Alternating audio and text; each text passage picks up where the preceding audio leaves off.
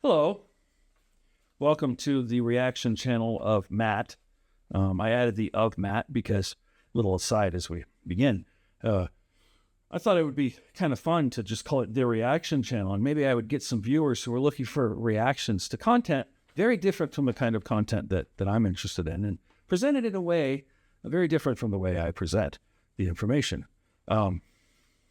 Like in an interesting way. Interesting. Anyway, but turns out there were like 100 different the reaction channels, and nobody was going to happen upon it. I figured that out by searching for the reaction channel. It's like this one, this one, this one, this one. Most of them unused. And so, yeah, it's the reaction channel of Matt. All right, I want to react to two things today. They're both poems.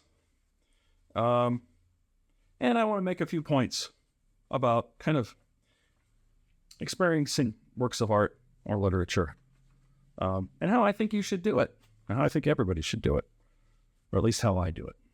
All right, let me read the first poem here.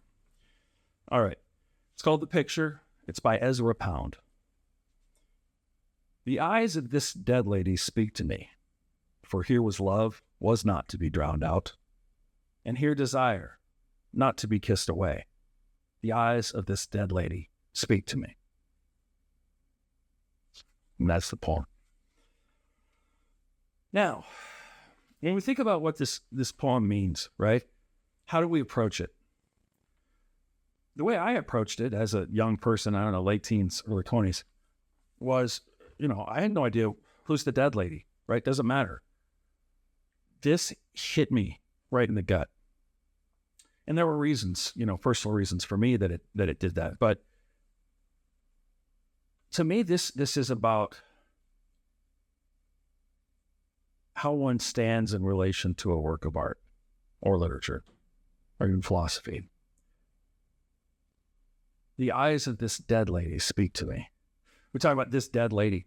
And to me, that represents, whenever you look at a work of art, it's not jumping around. It just sits there and waits for you to interact with it. It's dead in that sense.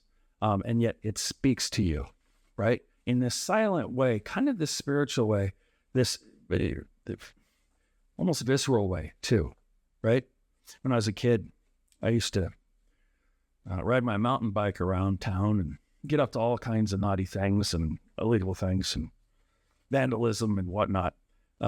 But I also really enjoyed going to the University Art Museum and just looking at the paintings and the exhibits. I especially liked the pre-Renaissance Christian stuff, paintings of Jesus and Mary and all that. And I would stare at it. And I remember there was a smell there. You could smell the paintings. Standing in relationship to it, I didn't necessarily know historically how to situate those paintings, but I knew they were speaking to me. And it was something that stuck with me more than most actual experiences, like me going to do things in my life. Just me alone in that art museum relating to the piece of art was what, as important as other events in my life where I could actually tell a story, other than I stood there and I looked at it. The eyes of this dead lady speak to me. All right, now before I move to the next poem, I want to make a quick point. I didn't know anything about Ezra Pound when I read this. Probably hadn't even heard his name. Turns out he's crazy. Became a weird fascist, I think. Lost his mind. Maybe never had his mind in the first place, but he wrote the poem, which is amazing to me. So that's all I care about. I don't know. Knowing about who Pound is pretty irrelevant to my experience of the work of art. And I'm hinting at where I'm going with this. I think that's the best way to approach any work of art, to treat it as if the artist himself has no more claim on it. Because does the artist really? No. The artist, once they've created it, they separate it. It goes out into the world and lives on its own, or is dead on its own and speaks to someone. And it doesn't really need a lot of information about who originated the work, right? But anyway, So I didn't know who Pound was, figured it out later. I also didn't know what the painting was. Who's this lady that spoke to Pound? Turns out it was Venus Reclining by Jacopo del Soleo. And he was, where was he?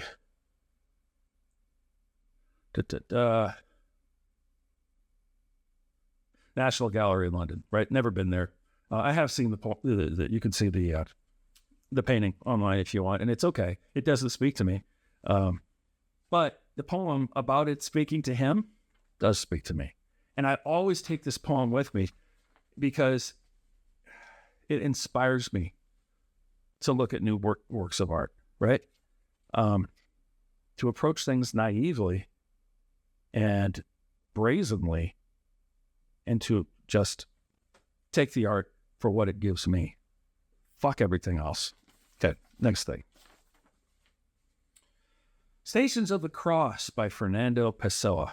Technically, I believe it's Stations of the Cross number 12 was part of a series, which I don't have the series. I've looked for it in books. I don't know where it is, if it's been published yet, but I do know it's part of a series. Anyway, I'm going to read it to you. Stations of the Cross by Fernando Pessoa. I come from afar and bear in my profile, if only in remote and misty form, the profile of another being, at variance with the base and human silhouette now mine. Perhaps in former times I was not Boabdil, but merely his last look from the road at the face of the Granada he was leaving, a cold silhouette beneath the unbroken blue. What I am now is that imperial longing for what I once saw of myself in the distance. I am myself the loss I suffered. And on this road which leads to otherness, bloom in slender wayside glory the sunflowers of the empire dead in me. Yeah, my favorite poem. Every stanza there is just, I love it. Anyway, so similar situation with this one. I, again, encountered it at the same time in my life. I was young. And I vaguely understood it was about the Reconquista, right? The last Moorish, what was he? He's not an emperor. The last Moorish chief, whatever, of in Iberia, right? And I remembered Granada being in southern Iberia, with at the below Portugal and Spain, although they weren't called that at that time. It's Lusitania and a whole bunch of different little places for Spain. Anyway, I didn't need to know much about it, right? So, okay, there are a lot of things that you can miss in reading this poem if you aren't culturally attuned to it. And I wasn't culturally attuned to it, despite it being European and me obviously being a white dude. I didn't have the requisite knowledge to relate to it the way I think a lot of people would try to relate to it. Instead, I just related to it entirely on my own level, and I would say authentically. And I'll tell you some of the associations and the things that just delighted me about this poem. So perhaps in former times I was not Boabdil, but merely his last look from the road. He's saying that he is a look. He is a verb. He is encapsulated in the action of longingly looking at something that's going away, right? That he's going to lose forever. I love it. And it reminded me of my life at the time. And then, okay, my favorite stanza here. What I am now is that imperial longing for what I once saw of myself in the distance. I am myself the loss I suffered. Now, as a person who at that time was definitely pitying himself a bit, I was one of these gifted kids, right, that leaves high school and then it's like, well, what the fuck am I supposed to do now? And I was shocked by just how pedestrian life seemed to be and how unexciting, how uninteresting it was as you leave, except when you're encountering art and literature. So that imperial longing was kind of like how I envisioned myself as a child, and doing these exciting, glamorous things. And of course, then you actually get into life and you don't live that kind of a life. I am myself the loss I suffered. I'd experienced loss at that time. Somebody close to me had died. And I am myself the loss I suffered. Yeah, I felt that way. That I was in some sense encapsulated in that loss because it so informed who I was. Okay. All right. So what's my point? There's so much subtext here that I didn't know. And I'll tell you some of it, like Stations of the Cross. I had no idea what Stations of the Cross was.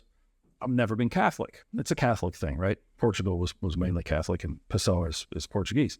There are like various steps along the course to Christ's crucifixion called the Stations of the Cross, and you can meditate on them. And this was number 12, which is the very end of Stations of the Cross, where Christ is crucified, right? So there's that whole, even though Christ is never mentioned, there is that obvious, there's obvious symbolic allusion to it, right? I am myself the loss I suffered. Okay, that talks a lot about, Jesus dies for our sins, right?